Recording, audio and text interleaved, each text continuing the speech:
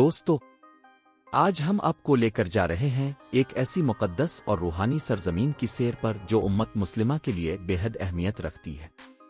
یہ وہی ملک ہے جہاں حضرت امام حسین رضی اللہ تعالیٰ عنہ اور حضرت امام علی رضا علیہ السلام کے روضہ مبارکہ موجود ہے، اور جہاں حضرت غوث اعظم رحمت اللہ علیہ جیسے عظیم ولی کا مزار بھی موجود ہے، جنہیں اولیاء کرام میں سب سے بلند مقام حاصل ہے۔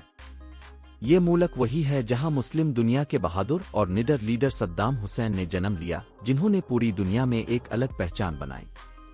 لیکن صدام حسین کے بعد اس ملک کا کیا حال ہوا؟ یہاں کے لوگ کیسے رہتے ہیں؟ ان کا کلچر، کھانے، مشہور اور مقدس مقامات اور تاریخ کیسی ہے؟ یہ سب دلچسپ معلومات آج کی ویڈیو میں آپ کے ساتھ شیئر کریں گے۔ ویڈیو شروع کرنے سے پہلے ایک بات واضح کر دوں کہ اس ویڈیو میں صرف تاریخی، ثقافتی اور معلوماتی باتیں کی جائیں گی۔ کسی بھی ایسے مذہبی موضوع پر بات نہیں ہوگی جس سے شیعہ سنی اختلاف پیدا ہو یا ماحول خراب ہو۔ ہمارا مقصد صرف علم، امن اور بھائی چارہ ہے، اس لیے ویڈیو کو آخر تک ضرور دیکھیں۔ اور اگر آپ ہمارے چینل پر نئے ہیں تو چینل کو سبسکرائب کریں، ویڈیو کو لائک کریں اور دوستوں کے ساتھ ضرور شیئر کریں۔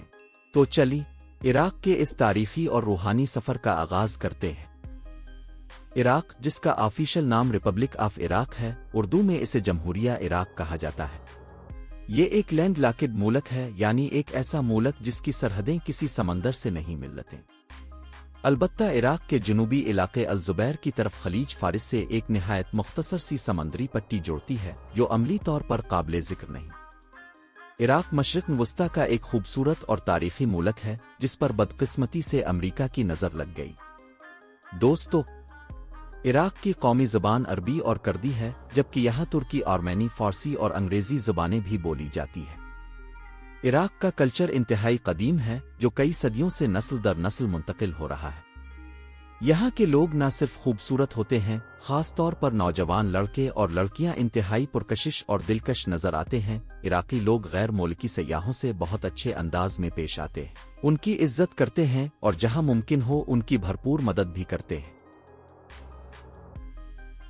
دوستو، عراق کا دارالحکومت بغداد ہے، جو نہ صرف ملک کا سب سے بڑا شہر ہے بلکہ اسے یہ اعزاز بھی حاصل ہے کہ یہ مصر کے دارالحکومت قاہرہ کے بعد عرب دنیا کا دوسرا سب سے بڑا شہر ہے۔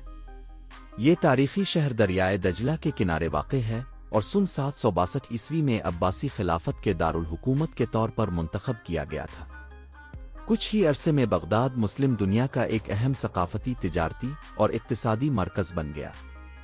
یہ شہر نہ صرف ماضی میں بلکہ آج بھی دنیا کا ایک بڑا تعلیمی مرکز مانا جاتا ہے، جس نے سینٹر آف لرننگ کی حیثیت سے پوری دنیا میں شہرت حاصل کی۔ بغداد ہی وہ مقدس شہر ہے جہاں حضرت غوث اعظم رحمت اللہ علیہ کا مزار مبارک موجود ہے، جسے حیدر خانہ مسجد کے نام سے بھی جانا جاتا ہے۔ اپنے دین اسلام کی تبلیغ کے لیے عظیم خدمات انجام دی اور لاکھوں لوگوں کو اسلام کی روشنی سے منور کیا۔ اولیاء کرام میں آپ کا رتبہ سب سے بلند مانا جاتا ہے۔ ہر سال دنیا بھر سے لاکھوں زائرین آپ کے مزار پر حاضری دینے آتے ہیں، جن میں پاکستان سے بھی ہزاروں لوگ شامل ہوتے ہیں، جو بذریعہ روڈ فلائٹ کے ذریعے بغداد کا سفر کرتے ہیں تاکہ اس عظیم ولی اللہ کے مزار پر حاضری دے سکیں۔ عراق کا کل رقبہ 4,38,317 مربع کلومیٹر ہے، جو اسے دنیا کا 58واں سب سے بڑا ملک بناتا ہے، اور اس کا تقریباً 40% حصہ پانی سے بھرپور ہے، جیسے کہ دریاؤں، ندیوں اور آبشاروں کی صورت میں۔ عراق کی تاریخ دنیا کے ابتدائی انسانوں سے جڑی ہوئی ہے، جہاں سب سے پہلے سمیری قوم آباد ہوئی تھی اور بعد میں یہاں شامی لوگ آ کر آباد ہوئے۔ یہاں مسلمانوں نے سب سے پہلے حضرت خالد بن ولید اور حضرت عمر فاروق رضی اللہ تعالیٰ عنہ کے دور میں حملہ کیا۔ 750 میں عباسی حکومت نے عراق پر قبضہ کیا اور اس کے بعد یہاں منگولوں، ترکوں اور عثمانیوں کی حکمرانی رہی۔ پہلی جنگ عظیم کے دوران برطانیہ نے عراق پر قبضہ کر لیا اور 1921 میں شاہ فیصل کو بادشاہ مقرر کیا۔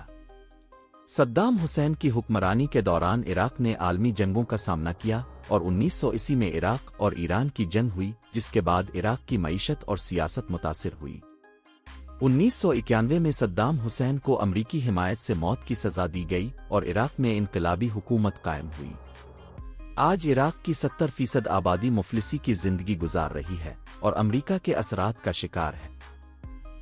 صدام حسین کے جانے کے بعد عراقی عوام ان کی حکمت اور قائدانہ صلاحیت کو یاد کرتی ہے۔ ان کا نام ہمیشہ زندہ رہے گا۔ اللہ رب العزت صدام حسین کو جنت میں عالی مقام عطا فرمائے، آمین۔ عراق کا جھنڈا 4 رنگوں پر مشتمل ہے، لال، سفید، کالا اور سبز، جس پر اللہ اکبر لکھا گیا ہے۔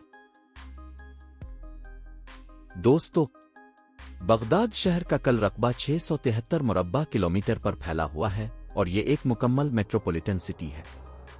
اس شہر کی کل آبادی تقریباً 89,21,000 سے زائد نفوس پر مشتمل ہے، جو اسے نہ صرف عراق بلکہ عرب دنیا کے بڑے شہروں میں شامل کرتی ہے۔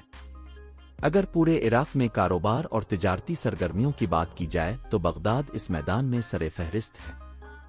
عراق بھر سے لوگ اس شہر میں آ کر کاروبار شروع کرنے کی خواہش رکھتے ہیں، کیونکہ یہاں کے معاشی مواقع دیگر شہروں کی نسبت زیادہ ہے۔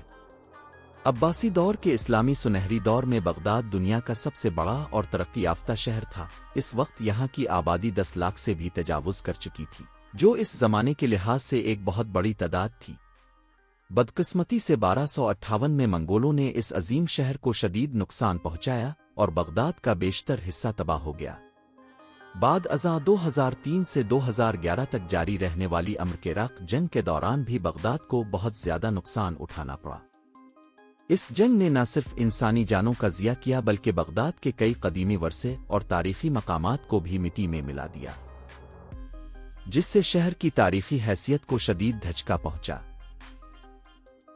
دوستو، کربلا ایسا شہر ہے جسے شاید ہی دنیا میں کوئی انسان نہ جانتا ہو، لیکن مسلم دنیا اس شہر سے خاص طور پر بے پناہ عقیدت اور محبت رکھتی ہے، کیونکہ یہ وہ مقدس مقام ہے جہاں حضرت امام حسین رضی اللہ تعالیٰ عنہ کا روضہ مبارک موجود ہے، جنہوں نے اسلام کی بقا اور حق کی سربلندی کے لیے بے مثال قربانی پیش کی۔ حضرت حسین کی قربانی تا قیامت یاد رکھی جائے گی اور ان کی شہادت تاریخ اسلام کا روشن ترین باب ہے۔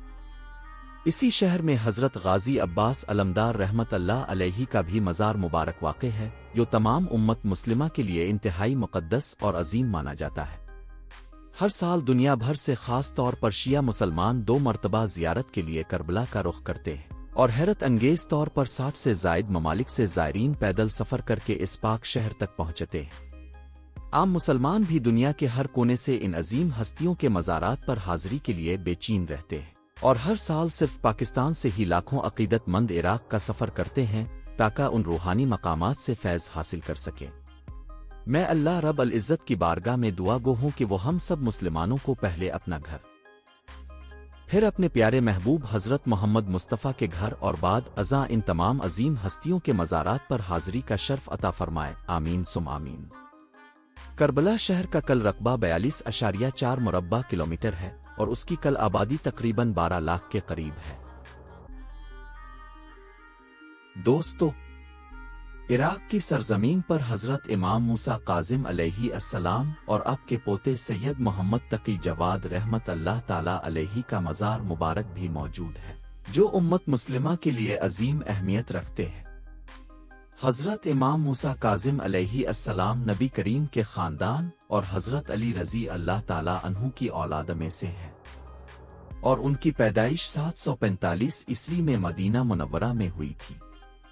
یہ دونوں ہستیاں اسلام کی خاطر عظیم قربانیاں دینے والے تھے، اور ان کی قربانیوں کی یاد قیامت تک جندوہے میں باقی رہے گی۔ عراق میں بے روزگاری کی شرح بھی بہت زیادہ ہے اور بہت سے لوگ انتہائی مشکل حالات میں زندگی گزار رہے ہیں۔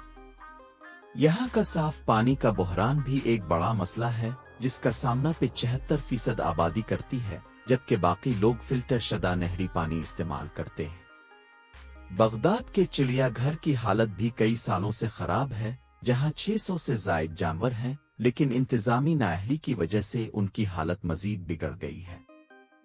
عراق کی سرحدیں شمال میں ترکی، مشرق میں ایران، جنوب مشرق میں خلیج فارس اور کویت، جنوب میں سعودی عرب، جنوب مغرب میں اردن اور مغرب میں شام سے ملتی ہیں۔ دوستو، عراق کی کل آبادی کا تقریباً 80% حصہ عرب باشندوں پر مشتمل ہے، جبکہ 15% کرد اور باقی 5% دیگر اقوام یہاں آباد ہیں۔ مذہبی حوالے سے بات کی جائے تو 95% آبادی مسلمان ہے، جن میں سے تقریباً 61% شیعہ مسلمان اور 34% سنی مسلمان ہیں۔ باقی 3% عیسائی اور دیگر مذاہب سے تعلق رکھنے والے لوگ بھی عراق میں رہائش پذیر ہیں۔ ایک دلچسپ بات یہ ہے کہ دنیا کو ٹائم زون کا تصور دینے والا ملک بھی عراق ہے، جہاں سے یہ اصول متعارف کروایا گیا کہ 1 گھنٹے میں 60 منٹ اور 1 منٹ میں 60 سیکنڈ ہوتے ہیں۔ عراق کی معیشت بڑی حد تک قدرتی تیل اور گیس کے ذخائر پر منحصر ہے، جن کا فائدہ طویل عرصے تک بیرونی طاقتیں خصوصاً امریکہ اٹھاتی رہی ہے۔ عراق دنیا کے ان چند ممالک میں شامل ہے جہاں سب سے بڑے تیل کے ذخائر پائے جاتے ہیں۔ دنیا کا سب سے پہلا ویل بھی عراق میں ہی ایجاد کیا گیا تھا، جو لکڑی سے بنایا گیا۔ عراق کا قومی جانور بکری، قومی پرندہ چکور، قومی پھول سرخ گلاب اور قومی درخت کھجور ہے۔ اگرچہ عراق کو آج کئی سماجی اور معاشی چیلنجز کا سامنا ہے، لیکن اس کے باوجود یہ ملک اپنی تاریخی، ثقافتی اور مذہبی اہمیت کی وجہ سے دنیا بھر کے مسلمانوں کے لیے عقیدت کا مرکز ہے۔ دعا ہے کہ اللہ رب العزت عراق پر اپنا خاص رحم فرمائے، اسے امن، خوشحالی اور پاکیزگی عطا کرے، آمین ثم آمین۔ دوستو، عراق میں کرنسی کو عراقی دینار کہا جاتا ہے۔ اگر پاکستانی 1 روپیہ ہو تو اس کے بدلے تقریباً 4.70 عراقی دینار اور 1 انڈین روپیہ کے بدلے تقریباً 15.71 عراقی دینار بنتے ہیں۔ اس سے آپ اندازہ لگا سکتے ہیں کہ غیر ملکیوں کے لیے وہاں کی اشیاء اور خدمات نسبتاً سستی پڑتی ہیں، جس کی وجہ سے انہیں وہاں ایک بہتر معاون زندگی محسوس ہوتا ہے۔ دوستو، عراق کی سرزمین زیادہ تر خوشگوار اور متنوع ہے، جس کا تقریباً 43% رقبہ پہاڑی اور میدانی علاقوں پر مشتمل ہے۔ اگر بات کی جائے عراق میں تعلیم کی شرح کی تو یہ صرف 55% ہے، جس کا مطلب ہے کہ یہاں کے بہت سے لوگ تعلیمی لحاظ سے کم علم ہیں، خاص طور پر عراقی لڑکیاں۔ اہم خوشی کی بات یہ ہے کہ موجودہ دور میں لوگوں کا تعلیم کی طرف رجحان تیزی سے بڑھ رہا ہے۔ عراق میں صحت کے شعبے کی حالت بھی خستہ ہے اور لوگ علاج ادوا کے اخراجات برداشت نہیں کر سکتے، جو ایک بڑا چیلنج ہے۔ دوستو، دریائے فرات اور دریائے دجلہ وہ 2 اہم دریا ہیں جنہیں مسلم دنیا میں خاص اہمیت حاصل ہے۔ یہ دونوں دریا عراق کی معیشت میں بھی اہم کردار ادا کرتے ہیں، کیونکہ ان کے قریب کی زمینیں زرعی طور پر انتہائی سرسبز اور پھلدار ہیں، جہاں زیادہ تر کاشتکاری کی جاتی ہے۔ عراق کے لوگ آج کل ہوٹلنگ کا شوق رکھتے ہیں اور سپائسی کھانوں کو بھی بہت پسند کرتے ہیں، حالانکہ روایتی عراقی کھانے زیادہ تر سادہ اور پھیکے ہوتے ہیں۔ عراق کا قومی کھیل فٹ بال ہے، لیکن اس کے علاوہ باسکٹ بال اور والی بال بھی کھیلے جاتے ہیں۔ عراقی لوگ انتہائی خوبصورت ہیں، خاص طور پر نوجوان لڑکیاں جو دنیا کے جدید فیشن کو اپنانے میں پیچھے نہیں رہتیں۔